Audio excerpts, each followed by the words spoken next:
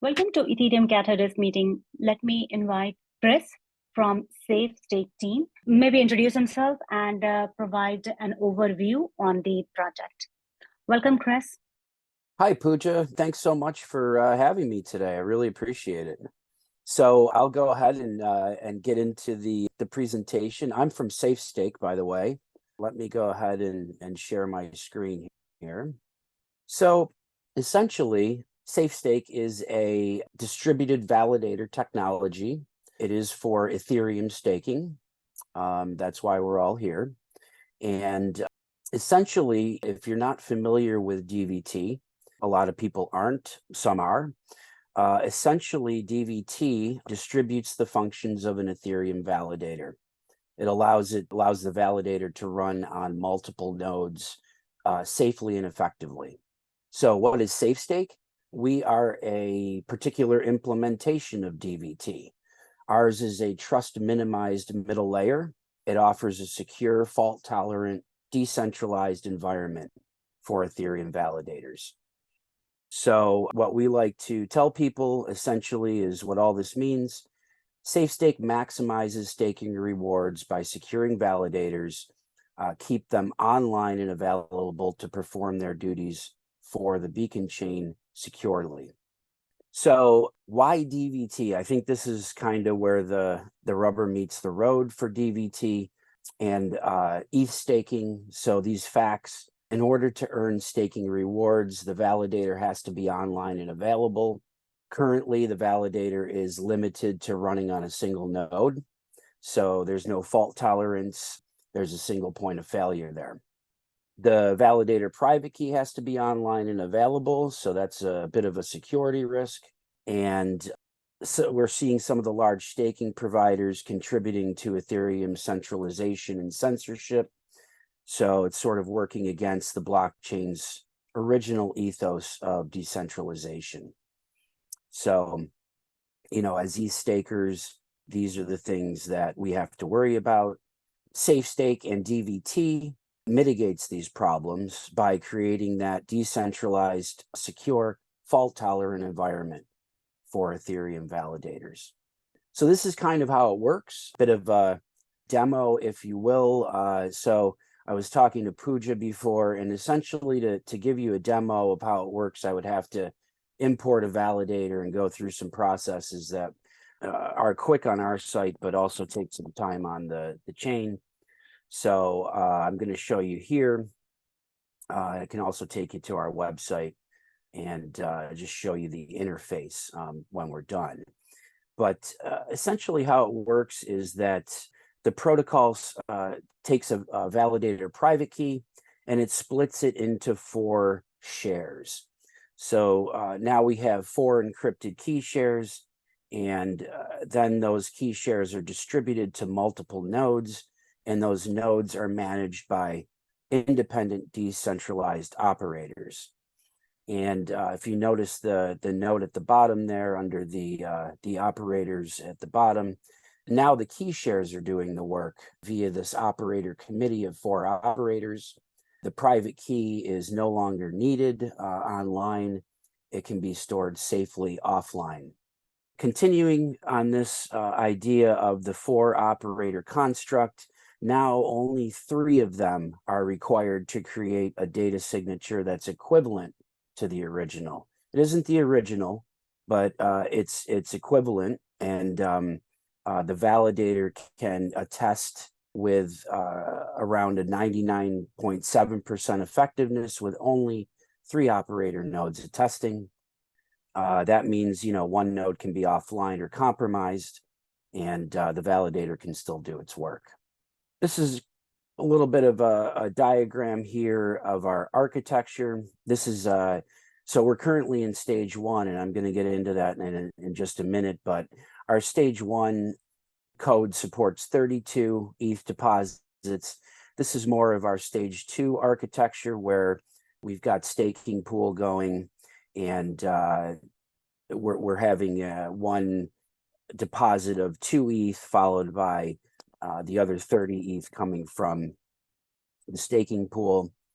Essentially, this is how we achieve the redundancy, the fault tolerance, and the security. It's how we help to decentralize Ethereum. And it also helps to expand the validator base by lowering the staking threshold and allowing more people to participate in Ethereum staking and securing the blockchain. A little bit more about kind of how things flow. So essentially, you bring in your deposit of 2 ETH, select the 4 operators that are going to run the validator. In this scenario, this is when our distributed key generation protocol kicks in.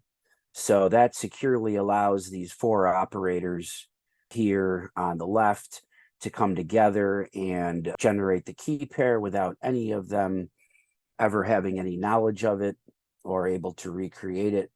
And then we end up going through the process of gathering the rest of the ETH and registering the validator in the staking contract. So that gives you a little bit of an idea how things flow. And just some things about SafeStake here, some of the things that we feel advantages of our protocol, talking about our stages here a little bit in key security. Essentially, in the stage that we're at right now, stage 1 with the 32 ETH deposit, essentially it's a drag and drop, and I'll show you that when we're done, but it's basically just go ahead and drag and drop your key into the DApp, and it goes ahead and splits it and takes care of everything on that side. And in stages 2 and 3, when we're into the staking pool with multiple depositors, that's when we are going to use our DKG. Our DKG has, as I mentioned before, no trusted dealer, if you will. None of the operators really start that process or are in charge of it. They never have custody of the private key or know the shared secret. So it's very, very secure. Again, this is our sort of no code, no tech experience needed interface. Create a validator, or if you've got an existing one, you can just drag and drop the key store files in, and you pay our fee, and you start with your DVT. This one talks about hot stuff.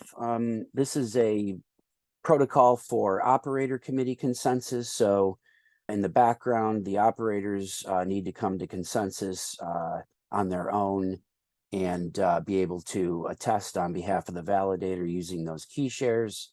Our protocol uses hot stuff, which is different than IBFT or QBFT for that matter, all Byzantine fault tolerance protocols. This allows the 3 operators to attest with high effectiveness. SafeStake greatly maximizes solo staking, essentially, solo staking nodes, operator nodes, that kind of thing. So when we're talking about this in a solo node, these hardware settings, it can run about 15 validators. Our same settings and hardware can serve around 10 times the number of validators. So it helps to scale solo node efficiency. Our protocol was also developed and written in Rust, so it performs very well. It is very secure. Our entire protocol is powered by smart contracts, and they're very secure using Rust. And again, we talked about that low 2 ETH staking threshold.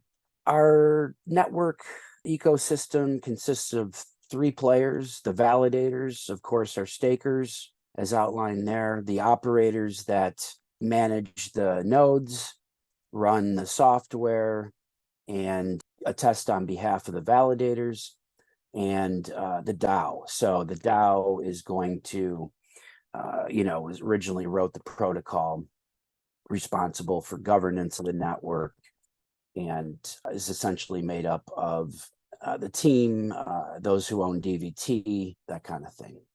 Validators pay a monthly fee in DVT tokens. That's our native token to the operators they choose in that committee and the DAO collects 10% of all the validator and operator yields as a fee for using the protocol. So that's how SafeStake is going to recoup when we go live on mainnet. Again, quickly about the stages, just the 32 ETH that we talked about. This is stage 2, lowering. It's going to operate a lot like, say, Lido, Rocket Pool, in the sense that users are going to get those 1-to-1 ETH staked ETH tokens for their deposit, and they can use those other places. They're fully liquid. And stage 3, which will come sometime down the road, will further lower the ETH staking threshold down to 0.1 ETH. So to sort of wrap things up here, we believe that SafeStake is going to help stakers of all sizes, give them the best of all worlds, combining the flexibility and liquidity, liquid staking platforms like Lido, Rocket Pool, similar price point, while providing that superior key security, slashing protection, and reliability and effectiveness. We do currently have stage 1 running on an incentivized testnet called Galileo, and we're encouraging people to join us, run a validator or operator node, and help us test the tech stack to scale. We'd appreciate that. And if you'd like more information, you can check our website out. The address is there. And quickly, if I just want to show you guys, let's take a look here. So essentially, we've got these 2 options. You can run a validator. This is our testnet interface. Run a validator, join as operator. So if you want to run a validator, essentially you can go through the process of creating a new one. We walk you through the process, bring you over to the Ethereum Launchpad, create the validator, get the key store file, and then basically we bring you back here to this page and go ahead and, on the import existed, drop in an email for, can't type today, or notification if your balance runs low. And then here's the drag and drop. So basically you just take your key store file, drag it right in here. You can import up to 5 of them at a time, put your password in. This never touches our servers. Nothing is stored. Everything happens on the client side. So everything's ultra secure. And basically click next here and goes through the fee process and you're into the network. So that's it, guys. I appreciate your time and listening to me talk about SafeStake, and I hope you learned something new. Thank you so much for the presentation, Chris. It was really nice. I love the SafeStake architecture. It was helpful to understand the overall process that you are trying to have it over here. I would encourage people to maybe drop questions if they have here in the chat. I have a couple of them, if you don't mind. Yeah, by all means. Thank you. So my first question is about the minimum staking threshold. You did mention about starting from 2 ETH, and there was a mention of 32 ETH in the first stage, and perhaps you also mentioned that the threshold could be decreased to 0.1 ETH. Wondering where we are right now. Yep. So where we are right now is with the 32 ETH deposits, that stage 1 code. And basically that is to, bring the product to mainnet. We're testing that particular code version in the background. We want to make sure that is rock solid and ready to go before we introduce the liquid staking and lower the threshold. So, really we're talking about, like the other players in the space, getting a mainnet product out there with that 32 ETH deposit, and then sort of moving forward from there. That is interesting to know. So you mentioned that the demo, it was on the testnet. I'm wondering if you are also participating in the Holesky testnet, or is it some different testnet? Which testnet we are following here? Yeah, so this is on Go Early testnet, is that what you're referring to? That's right. Yeah, I was wondering because we know that Go Early is going to go away soon.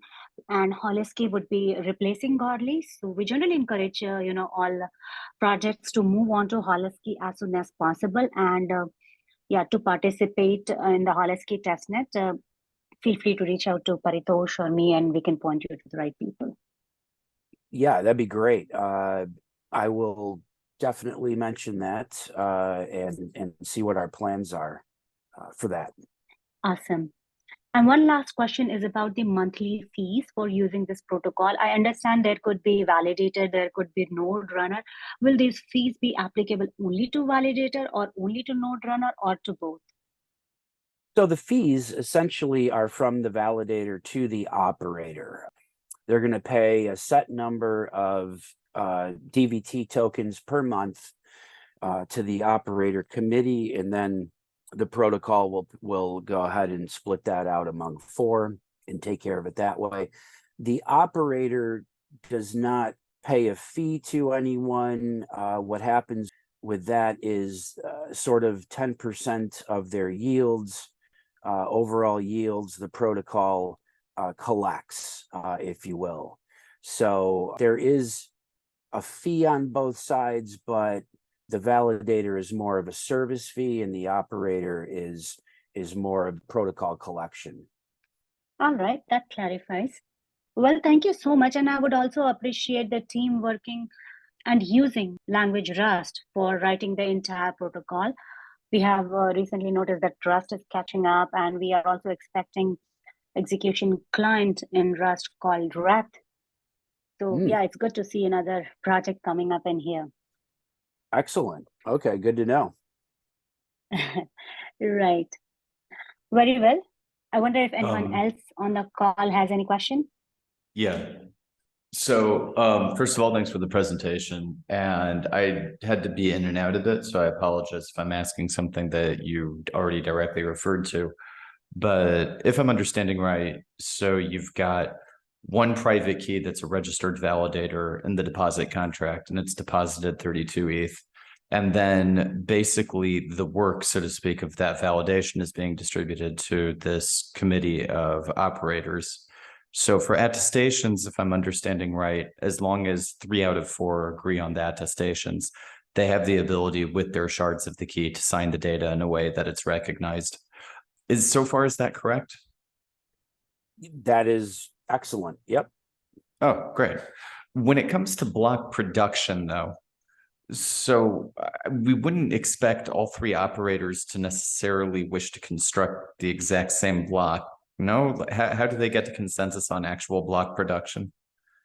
That's an excellent question that honestly I've never been asked before. And to be very transparent with you, I am not the tech person on the project or part of that team.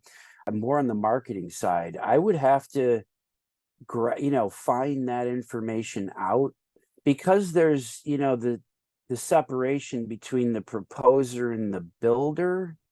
I'm not entirely sure how that plays out. My understanding is that it's really no different once the data is signed on the beacon chain than if it were just one key, as far as the process going after that. Yeah. Okay. I get what you're saying, but that's why blocks get a little bit complicated to me, because with attestations, the data should be homogeneous across all of the operators. That makes more sense to me. But for the blind, it's okay though. I didn't mean to try and bamboozle you with the technical. No. It's fine.